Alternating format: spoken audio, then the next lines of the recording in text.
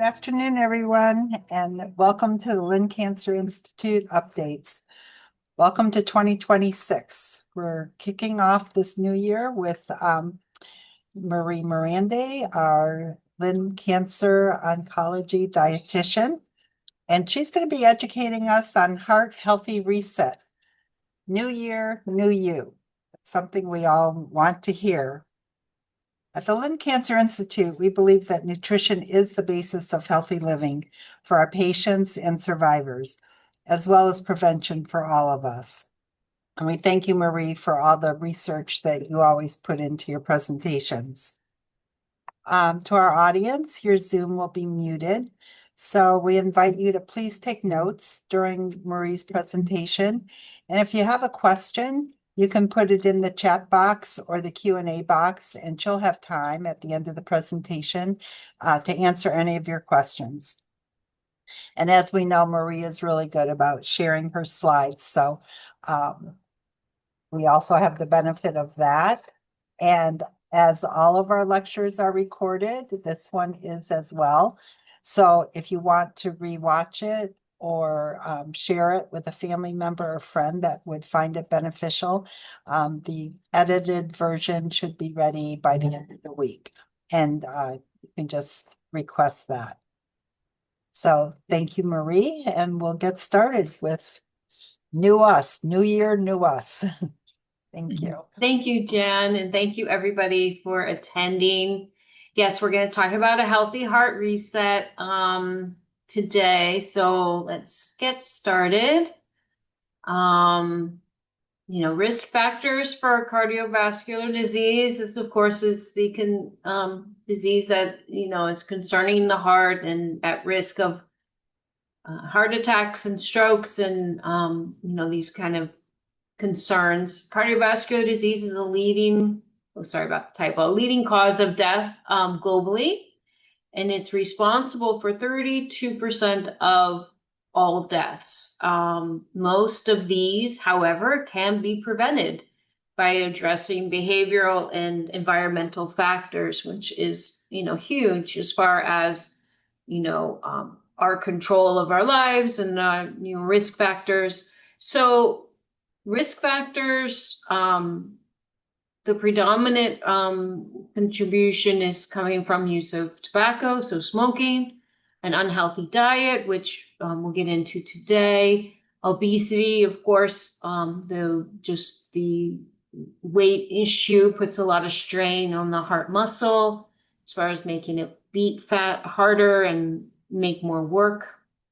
A sedentary lifestyle, which we all know that if you don't use muscle, you lose, and we forget that our heart is a muscle itself.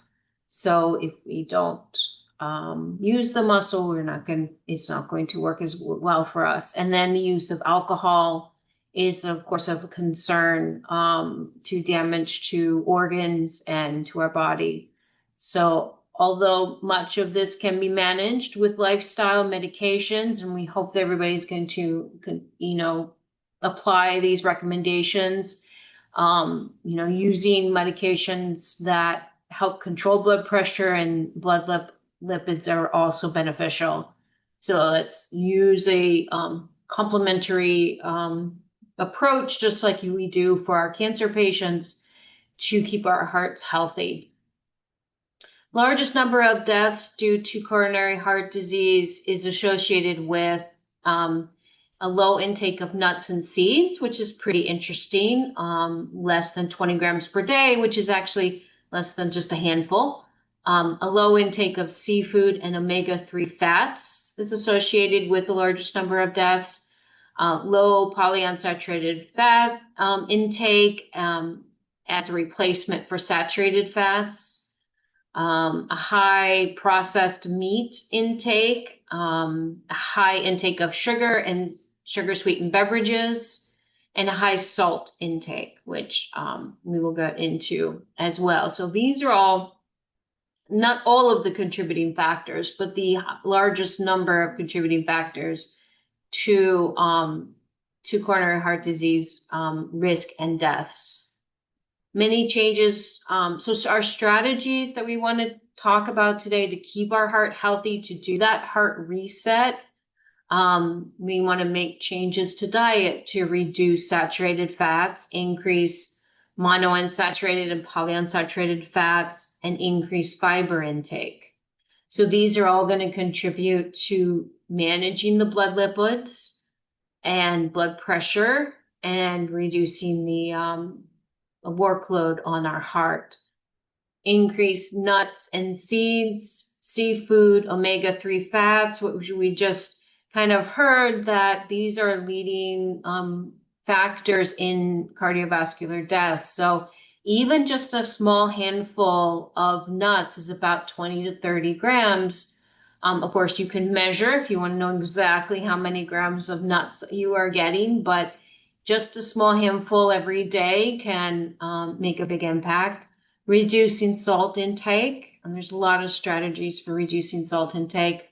We reduce highly processed foods, especially meats, and that's going to also contribute to less salt intake. Reduce added sugars, or avoid completely, and then increase activity. So these are the things we want to think about as we go along in today's presentation. Incorporate more heart healthy foods into our day. We want to eat a wide variety of fruits and vegetables. And this is important because fruits and vegetables are low in fat. They are also high in fiber. And fruits and vegetables are also a good source of potassium, which can help to lower blood pressure. So our goal, 3 to 4 servings of vegetables, which is about 2 to 3 cups. And research shows that eating more than 400 grams of vegetables in the week or every day is as the goal as far as a healthy heart, and 300 grams or more of fruit. So that would be 1 to 2 cups of fruit. Of course, eat more nuts and seeds, a good source of minerals, as we said, fiber, healthy fats, and just that handful. So if you think about it, many breakfast items that we'll do, let's say, for instance, oatmeal or yogurt, or even a pancake or like a multi-grain pancake or waffle, we can add nuts to. We can, of course, add fruit as a topping rather than so much syrup. Lunch meals or salads, of course, good way of adding nuts and fruit to those items. We can add fruit like pineapple or oranges or something to like a stir fry dish. We can add cashews, like, to those kind of meals as a nut item. So there's a lot of different ways. Keeping nuts around, pistachios or almonds or something for snack. All kind of works out well and is very satisfying. Also, good source of protein, which is important as we age. We want higher protein intakes to maintain muscle, and good source of potassium, as we mentioned, in the minerals. Magnesium, of course, which is always important for blood pressure. So then all kind of works synergistically to protect the heart and reduce cardiovascular heart disease. So incorporating more healthy foods, choosing whole grains, and a wide variety of high fiber foods. So the high fiber foods and whole grains support the heart by helping to control the blood lipids. So oatmeal, multi-grain breads, fruits and vegetables help to trap bile, to increase the use of cholesterol in the body so that we clear it out of the bloodstream to control those kind of issues. Fiber is, of course, good to support the gut microbiome, so that's also important. It's a good source of minerals and potassium. So especially important, fiber is especially important contributor to coronary heart disease risk among diabetics. So it's especially important for diabetics to increase their fiber intake. Excuse me.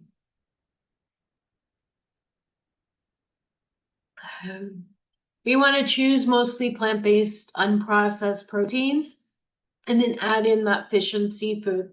So as I've always kind of mentioned, a pescatarian type plant-based diet is important for many reasons. And this is one of them because you're going to get your healthy omega-3 fats from fish and seafood, lower in saturated fat, which is always good for the heart. And I get this a lot, every once in a while I get people tell me, well, shrimp has a lot of cholesterol, so I shouldn't be eating it. In reality, we have found from a lot of research, it's not cholesterol itself in food that raises cholesterol in our blood. It's processed differently, of course, in the body, and it's coronary heart disease risk is more related to saturated fats, which seafood and fish are very little or no saturated fats.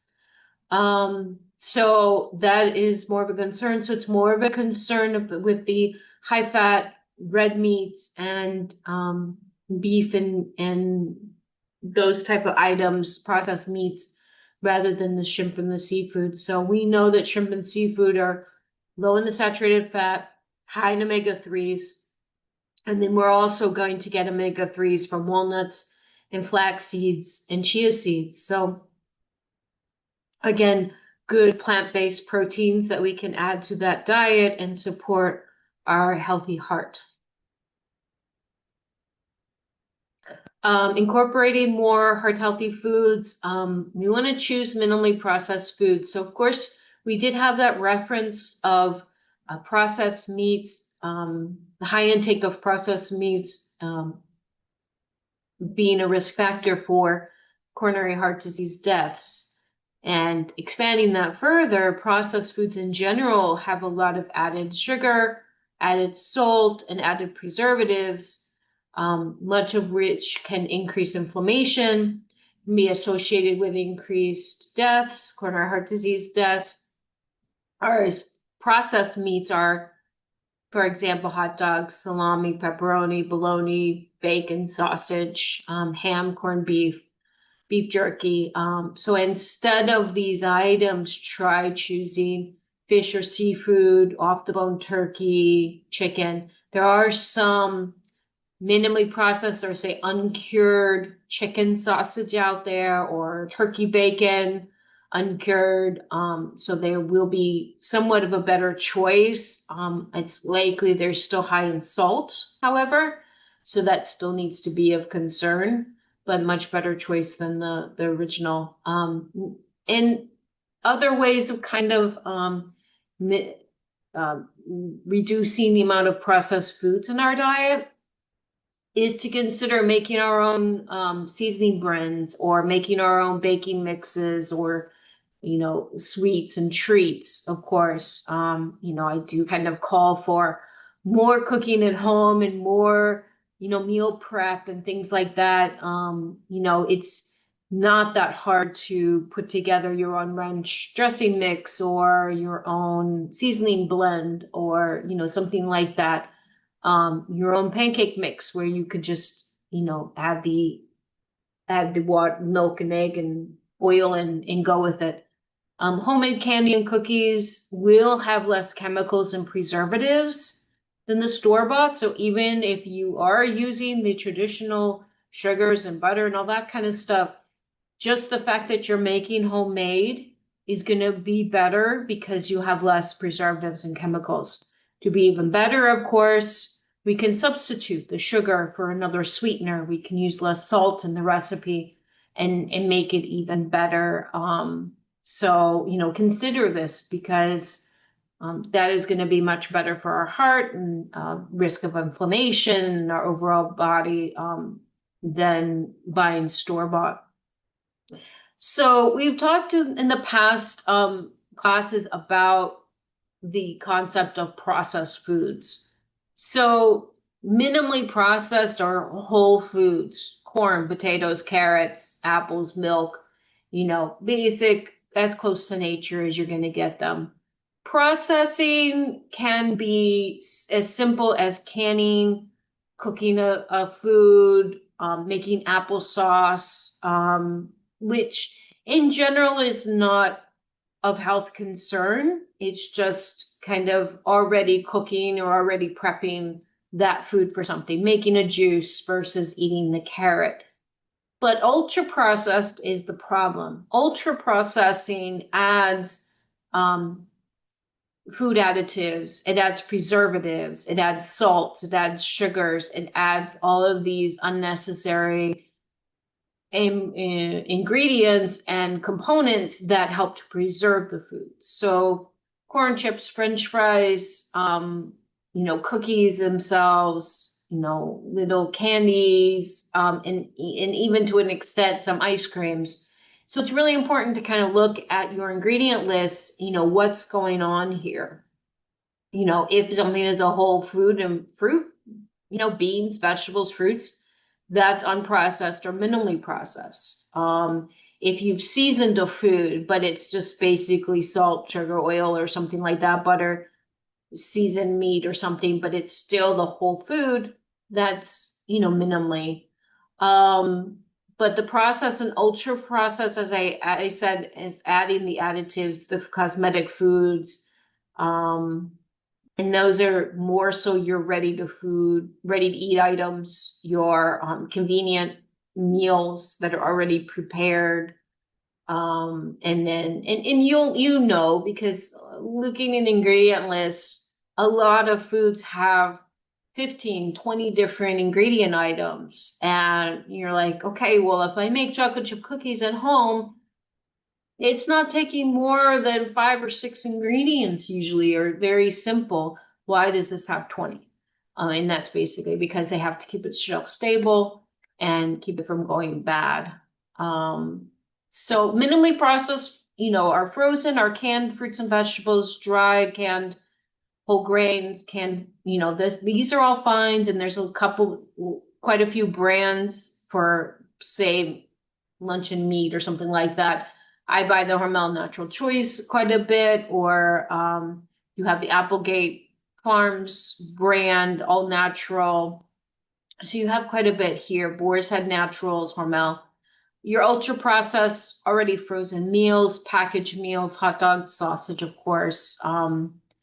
So this is where, for instance, you're getting, a lot of sodium phosphates, carrageenan, potassium chloride, sodium diacetate. So, these are the kind of concerns of the added to meats and added colorings and added chemicals and dyes. And that's what can cause inflammation and really kind of be hard on not just our heart, but other organs and cancer risk and heart disease risk and all that kind of stuff. So these is what we want to really focus on. Again, same thing. If we're looking at these labels, we have enriched pasta, maltodextrin, carrots, peas, okay, fine. And then we've got monosodium glutamate, sugar, whey protein concentrate, lactic acid, buttermilk, Parmesan cheese, silicon dioxide, spices, which is kind of generic, monoglycerate, sodium phosphate. So a lot of ingredients that just not necessary. Regardless of frosting having sugar, and of course you're expecting that. But hydrogenated oils, really bad. Those are trans fats that are even worse than saturated fats. So we want to kind of stay away from those hydrogenated oils, and of course tropical oils like the palm oil. The food dyes, that increases inflammation and can damage the GI tract and all that kind of stuff.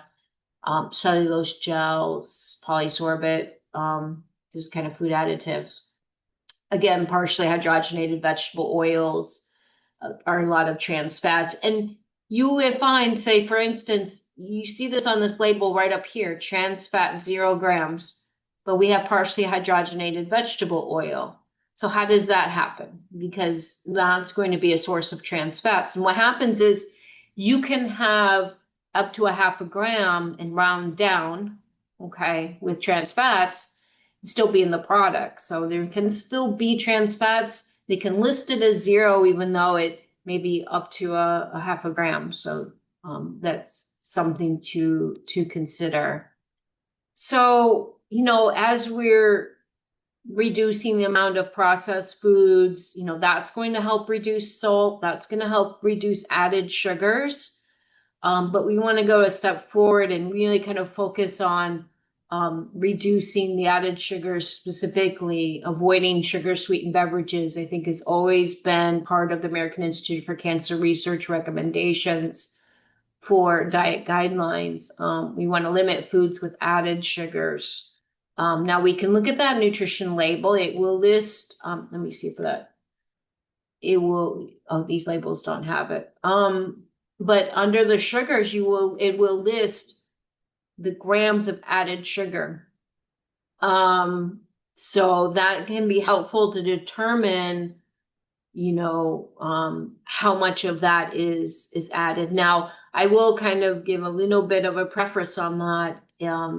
Honey, according to the labeling law, is considered an added sugar. I personally wouldn't mind honey being added to my food quite as much as I do the high fructose corn syrup, the fructose, the corn syrup, the dextrin. So there is a difference in sugar, and that's always an important thing. That's why you want to read your ingredient lists on the food labels and see where something is coming from.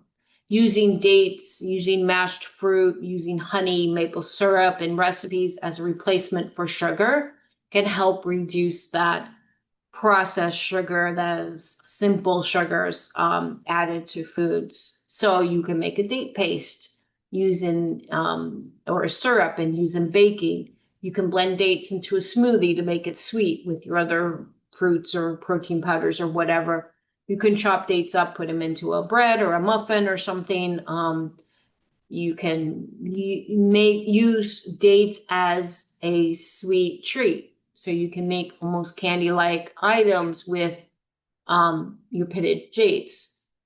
So dates have a very low glycemic index. It's not going to spike blood sugar if you're doing something like a sweet treat, like a regular candy bar would, or a piece of chocolate or something like that. So it's a great option for diabetics and anybody to control the sugar spike, to get that sweetener. I mean, because we all want something sweet. I mean, you can't get away from that.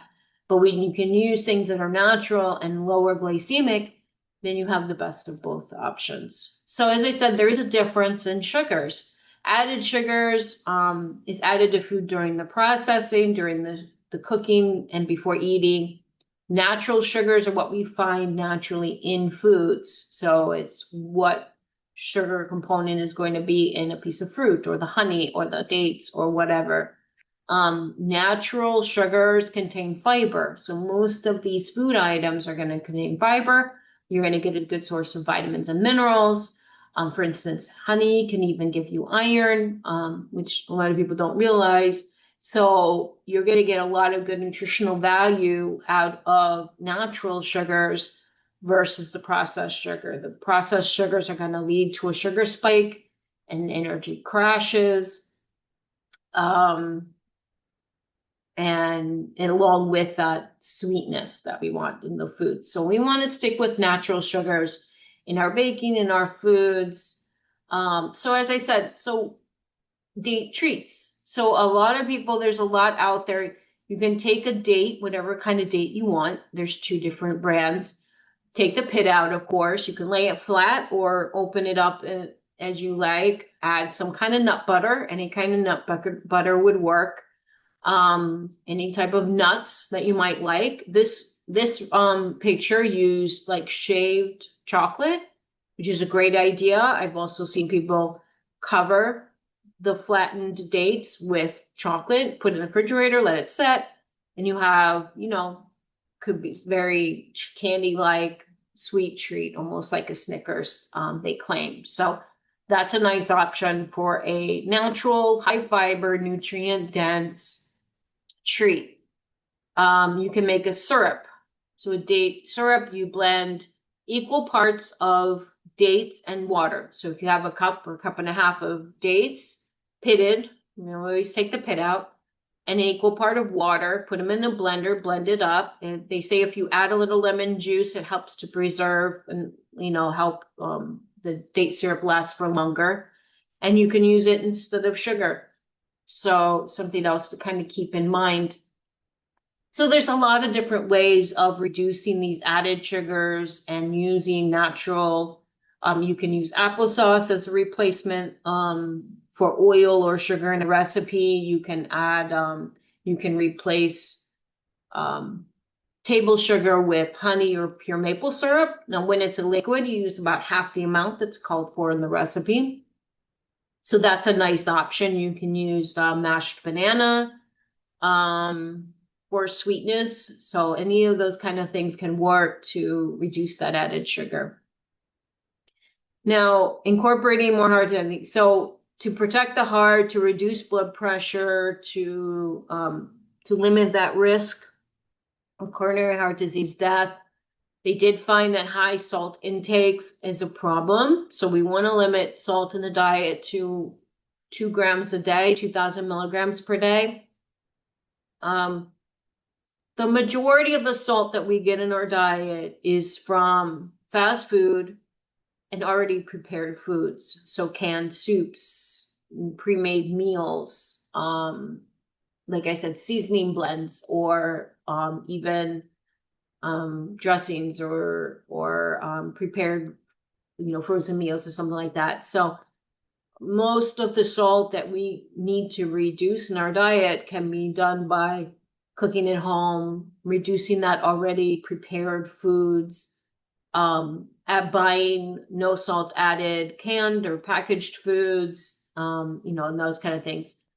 If you buy, let's say, for instance, a salt-free soup or very low sodium soup, or you're making it yourself, the salt shaker itself, you're less likely to add a lot of sodium or as much sodium as you would find from manufacturers. So, cooking yourself at home and having a little bit of sea salt on your food is not going to be as much of a problem as eating out at a restaurant with all the salt that they add into the meals. So kind of keep that in mind for sure.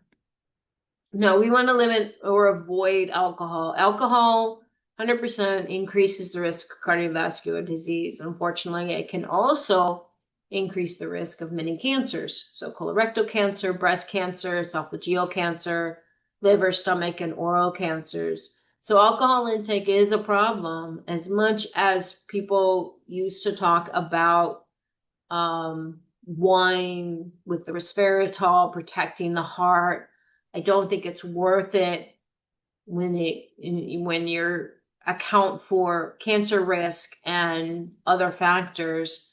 Of course, I put our statistics for our breast cancer risk factors. For every 10 grams of alcohol, we can get anywhere from a 5% premenopausal to a 12% increased risk of breast cancers.